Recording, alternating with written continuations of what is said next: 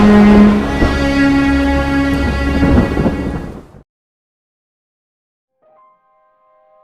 a land far, far away, towards the northwest, of Connecticut, that is, who would have guessed? Here lies a secret, an epical story of one man's mission to rebuild his family's glory. A baby was born in the heart of the summer on 7/11. Oh, what a magical number!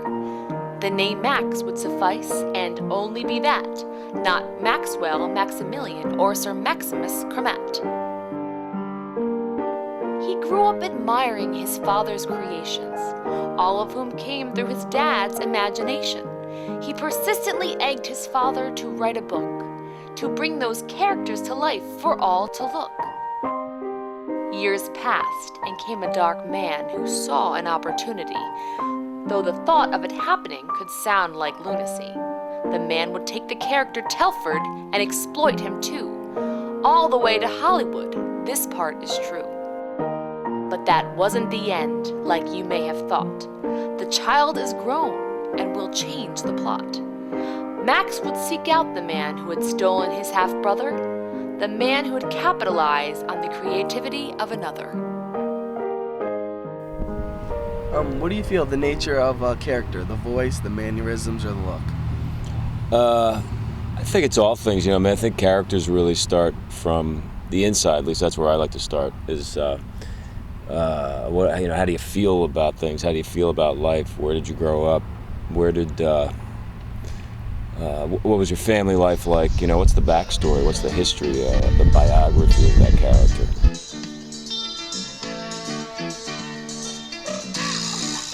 Hi, I'm Carl Chaiet. I was an art teacher for the last 25 years in North Rockland High School, and during that time I created art both three-dimensionally and two-dimensionally. The two-dimensional work eventually evolved into the children's story based on my two characters, Telford and Ernest. Telford is the character here, and this is Ernest the bird. Being Ernest was the first book that was published in 1998. However, we actually worked on the book since 1993. When Carl and I finished the book, we sent it out to several publishers and filmmakers with the hopes of being picked up either in print or in film. Telford would be my grandson because my son is the father of Telford. He's an ugly grandson, though. But Can you tell me the whole Shrek story, the fiasco? yeah, a fiasco is right. I really wasn't up on these modern movies, but my daughter and son-in-law brought the first Shrek film up to show me on TV, and when they put it on, I was quite surprised because on that TV was Telford. One night out of the blue, I received a telephone call from my mother-in-law, Shirley Chaiet. And I says, Lynn, have you seen Shrek lately? Shrek is Telford. They copied Carl's Telford. And I said, Mom, you're out of your mind. However, I had to go and see it. Once I saw the actual movie, I was intrigued because it was very similar to some of the things that I developed in terms of Telford. As time went on, I began to think about all the people I sent copies of the book to, and letters and proposals. I went through my folder, and the 15th letter was written to Steven Spielberg. I had the original letter as well as his reply. Dear Lynn, thank you for sending a copy of your finely crafted children's book, Being Ernest, to Steven Spielberg. While legal policy keeps us from being able to consider it as a submission, we will accept it as a gift. We wish you, your husband, and your son, Max, all the very best. As time went on, we decided to pursue this in a very inexpensive way. We ordered a book entitled Shrek from Swamp to Screen. And in the book there was a chapter that detailed the progression of Shrek. The character development here, you can see the actual development of one character going through a series of stages or another character going through a series of stages, but at no point is there any kind of character development that will eventually give rise to the Shrek that we know. And for me, that is a telltale sign that something is actually missing. In the book was also a picture that looked as if it had been directly lifted from Being Ernest, a picture of Shrek shaving. Things like a shower curtain behind the character itself, looking over the shoulder into a mirror. The use of the antique straight edge razor I also found quite interesting. And it was this particular picture more than anything else that for me cemented my belief that Telford had some relationship to Shrek. Shrek, based on the William Steig storybook, were simple line drawings of a green character with warts and hair. When we looked in the book From Swamp to Screen, it appeared in the beginning that DreamWorks was taking this character, this original Shrek from Steig, and just altering him slightly. At the end, when Shrek is launched, he's a round ogre with a stoop, 3 wrinkles in his brow, no hair, a lumbering oaf, exactly like Telford. We decided to pursue litigation. We found an attorney who agreed to work with us on a contingency basis. In copyright lawsuit, what is the general process? You look at the 2 works and you go, well, that one stole, and you look at it for less than a second. You look at the 2 of them and you go, yeah, that stole. And I think what courts tend to do is make that judgment, and then they spend weeks and months and 20, 30 pages rationalizing it, the decision that they made, just off the top of their head. When my mom showed you the Telford and Shrek photos, what was your blink reaction? She got ripped off. Obviously, they're similar, and they're really close. And then when she showed me, the access part of it, when she showed me the letter from Spielberg's office, and it clearly her book had gotten into Spielberg's office, and there's an inference that Spielberg had seen it, then it became, almost a no-brainer. Since our financial situation did not allow for us to pursue litigation, my family felt that taking Mr. Spielberg to court would be financially risky. It was a pipe dream to think we could ever win the case, so we came up with another idea, which was to create a film to document my search for the truth. West Coast, here I come.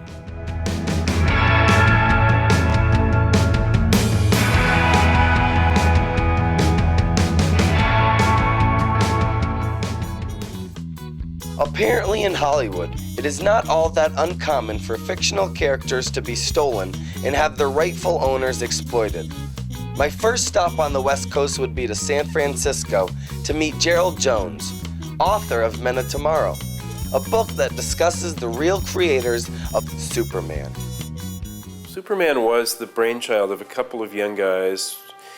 They're in their late teens in Cleveland, and they wanted to be comic strip artists in the newspapers. That was the ideal. But they did get picked up by the fledgling comic book industry. Joe Shuster and Jerry Siegel, the creators of Superman, just sort of trustingly sent this stuff out, just took paychecks for producing Superman.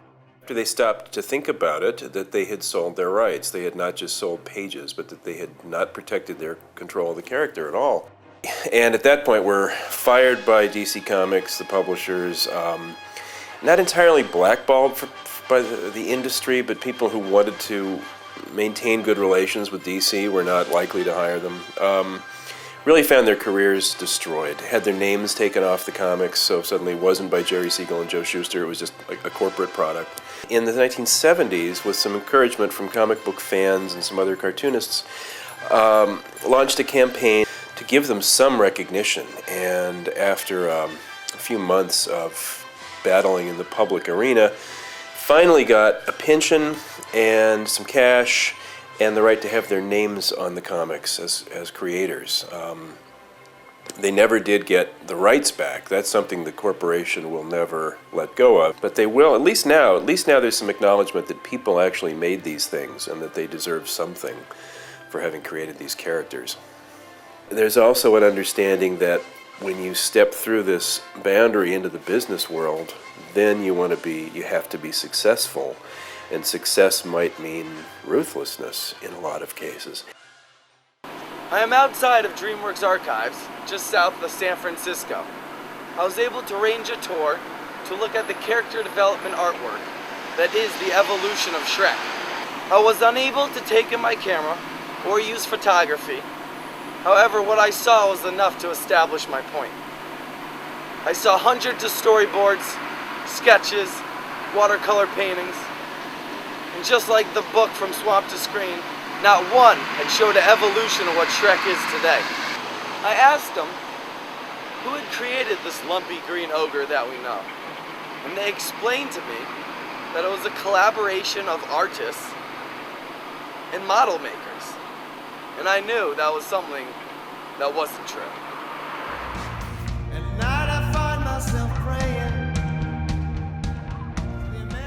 It seems like I was on the right track. What we learned from Mr. Jones was still percolating in my mind. Superman, a man of such caliber and popularity, was stolen from the rightful owners and never credited properly. So it was definitely plausible that Shrek could have been stolen from my dad's character, Telford. The answer had to have been hidden in the City of Dreams. Los Angeles, here I come.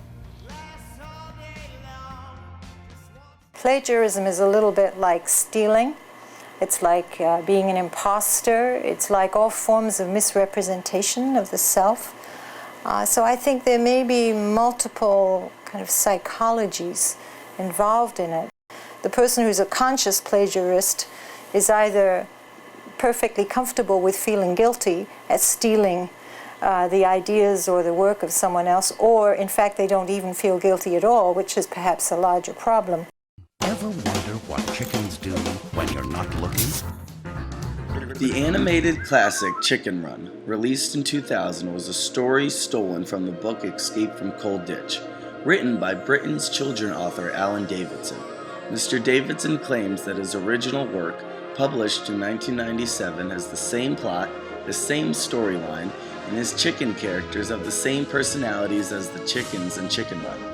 Could it be coincidental that a chicken who uses technology and plots to rescue his fellow comrades from the depths of an evil farm has an original idea of DreamWorks?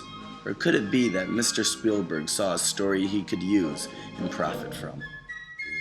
To some extent, it's probably a crime of opportunity.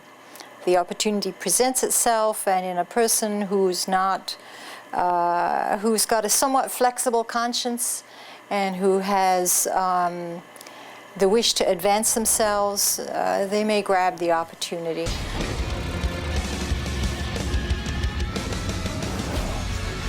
In 1989, Stephen Kessler, a talented writer with a powerful imagination, wrote a screenplay titled Catch the Wind, a story about scientific teams who chase tornadoes through the Kansas countryside. In 1996, the movie Twister opened, a film directed by Steven Spielberg. The major plots in the film appeared to have been plucked from Mr. Kessler's screenplay, so he sued DreamWorks. Mr. Spielberg, supported by his high-profile attorneys, won. I tracked down Mr. Kessler and asked him to participate in this film. He sent me an email declining my request, telling me, "My advice is for you to concentrate on being creative through filmmaking, editing, and other positive endeavors." You see, if part of the dynamic in a particular plagiarist is that this is a way of either getting back at, say, the father or the mother or the powerful person that they felt had what they wanted, and that this is a kind of secret revenge, which sometimes it is, absolutely there's a thrill involved with that. Because it's as if they're actually taking over and weakening the other person that they've taken the work from. And there's a thrill of getting away with it too, probably.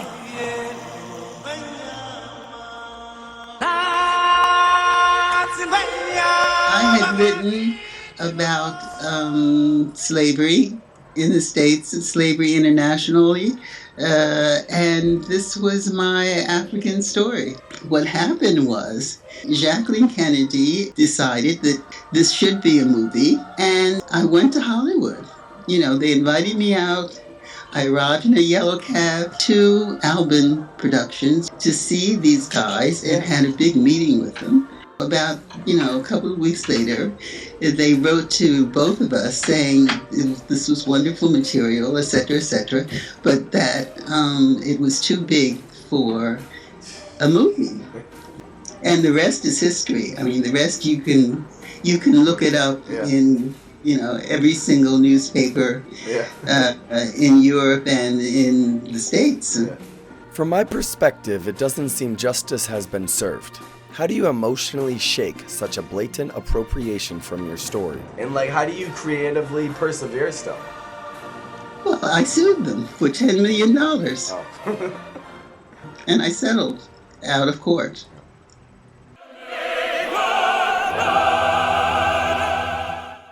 In large examples of sort of blatant plagiarism and in habitual plagiarism, then we really have to ask the question of what's going on in this person's psychology. Are they a psychopath who really doesn't want to follow any rules and is so grandiose they don't think they have to follow the rules? Or is there some more complicated dynamic going on that has to do with their self-esteem and their identity and their need to acquire their own identity by incorporating things from other people? And that person would be an interesting person to have on the couch.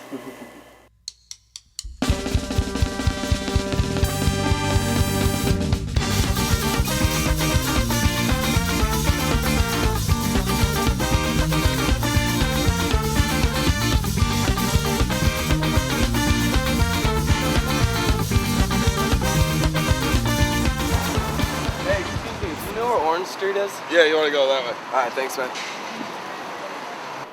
While the tour of the DreamWorks studio was interesting, I needed to dig deeper.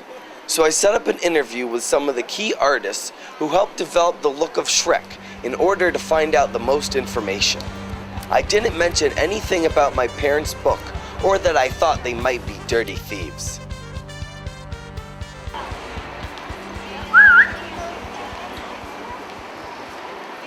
What's up, man? You're gonna bad, dude. What's your problem with Spielberg? Dude, long story, man. Well, for a couple dollars, I can tell you where to find him. For real? For real. How much? I don't know. You got like 20? Alright, good. Alright, man. Appreciate it, man. Thank you. Yeah. Hey, just to let you know, man, Spielberg's not to be fucked with. Be careful.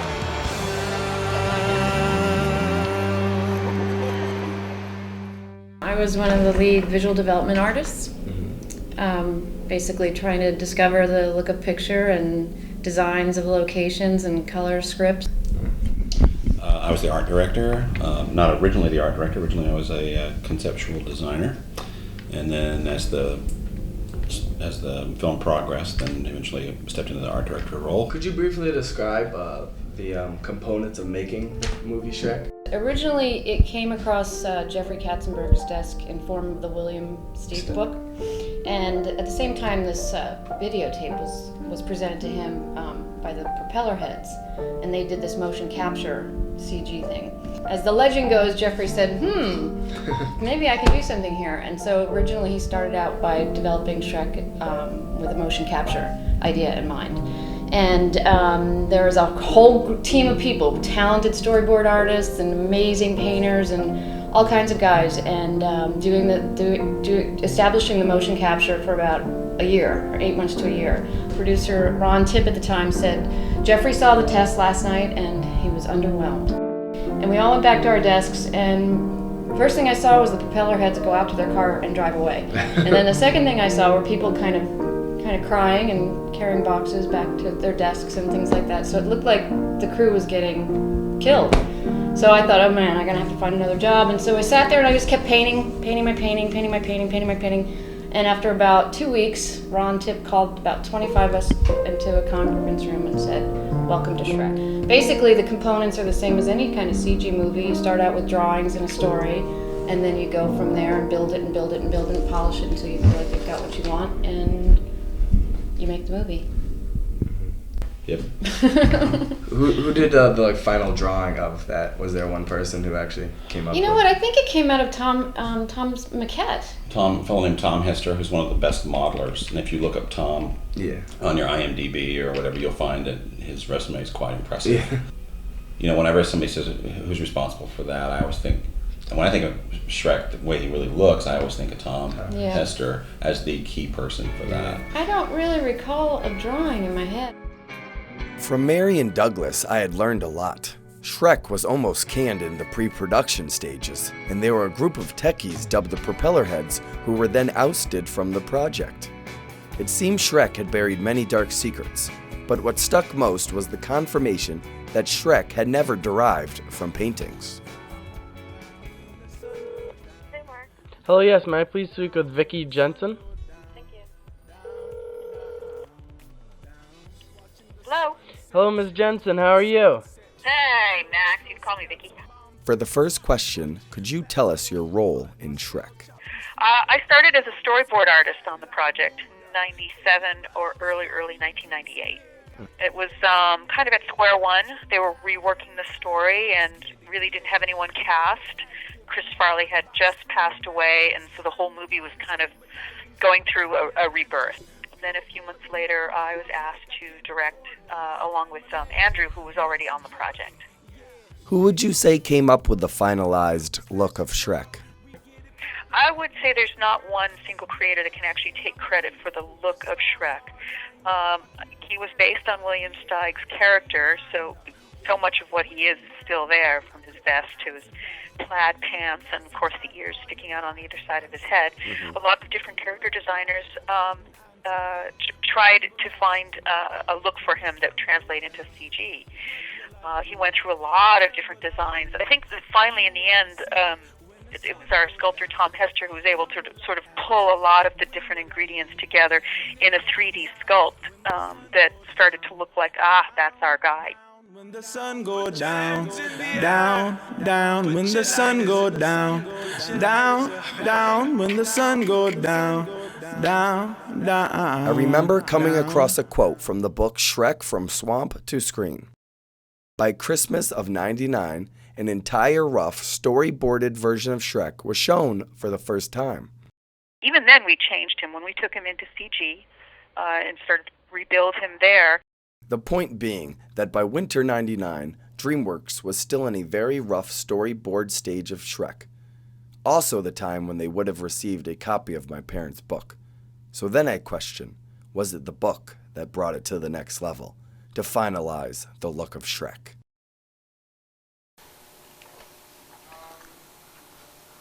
Hello, yes, Meredith. Hi, this is Max Shea calling. How are you?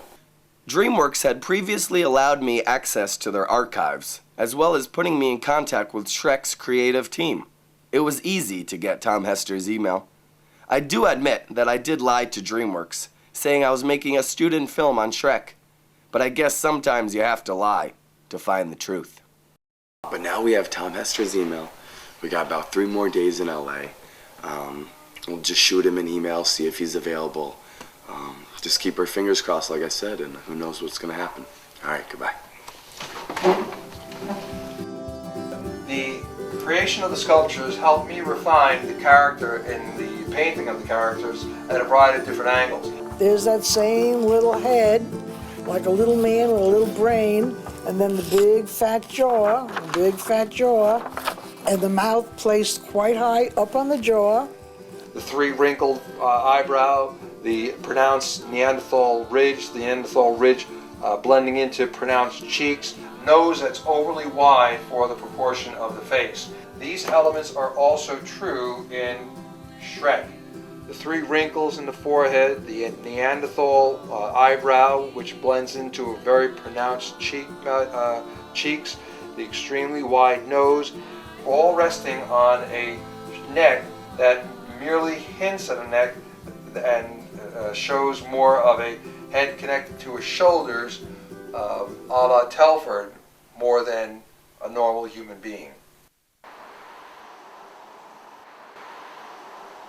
So we're outside of DreamWorks Archives in Glendale, California. We're here on our second tour. Vicki Jensen was kind enough to arrange it for us. She's helping us basically try to track down a timeline in which Shrek was finalized. We decided to focus our efforts on viewing all of Tom Hester's maquettes. I saw about 10 live 3D maquettes, along with numerous JPEGs from the DreamWorks archives in their computer hard drive system. Unfortunately, we weren't able to track down the dates of the maquettes, but just like the drawings, the maquettes seem to take a dramatic change to the evolution of Shrek we know today. Did Tom Hester randomly spark the idea to create the Shrek that we know now? It's possible. Did he use inspiration from my father's character Telford? That's probable.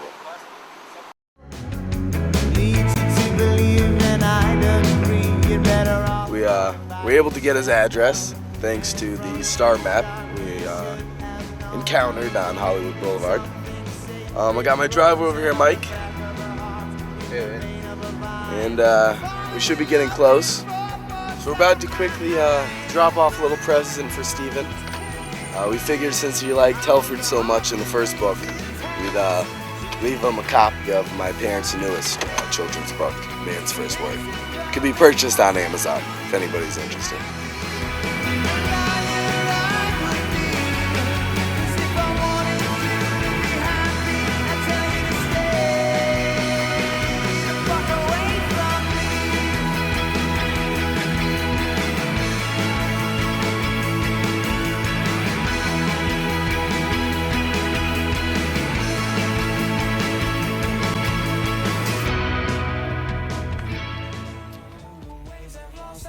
The last day of my quest for the truth in Los Angeles had arrived and brought a sour taste of disappointment in my mouth.